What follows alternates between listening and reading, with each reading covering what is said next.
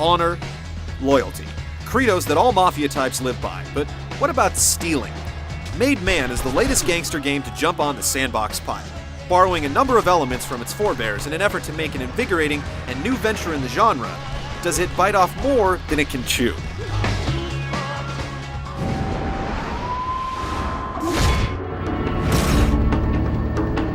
In Made Man, you step into the shoes of Joey Verola, an ex-NAM vet with a chip on his shoulder, hoping to make it big in the world of mafiosos. Throughout the game, Verola reminisces of his exploits in organized crime, relaying his tales to his curious nephew.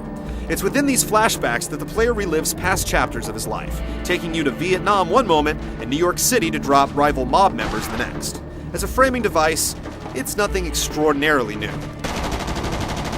It goes without saying that the mobster bit has already been done to death in video games, and Made Man's uninspired take on that motif doesn't really do the genre any favors.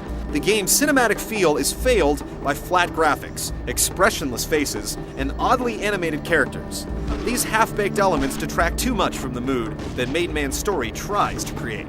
Oh, jeez, Benny.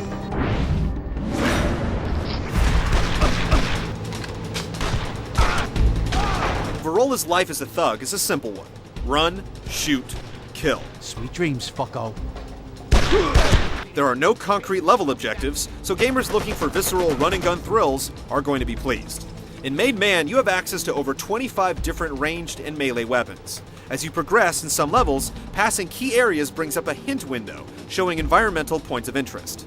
These range from padlocks you can shoot open to reveal power-ups, to stray sniper rifles for you to pick up.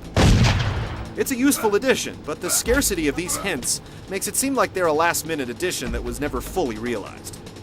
For a game with a story that has crafty mobsters, the AI sure isn't all that bright. Aside from having odd and unresponsive behavior, a lot of the game's scripted events are awkwardly executed. Many of the levels have enemies spawn around you after passing particular points, allowing you to memorize and prepare. It's about as predictable as an 8-bit game, and surprisingly, less entertaining.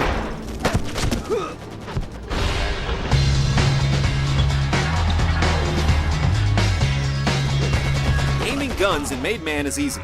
Dodging bullets, not so much. There is a rudimentary ducking and diving system where you're able to hide behind walls and objects to avoid enemy fire. The problem is, there's not much avoiding going on. Bullets pierce through walls without incident, even if you're squatting down. One of the main features of the game is a mechanic called Kill Rack, which is a bar that fills up gradually as Verola kills more enemies. When it's full, pressing triangle activates the kill rush, which slows down time, allowing you to run and gun with ease. Don't be too surprised if it all looks familiar. It's pretty much a shameless ripoff of Max Payne's bullet time mode, adding to the pile of lifted features in Made Man.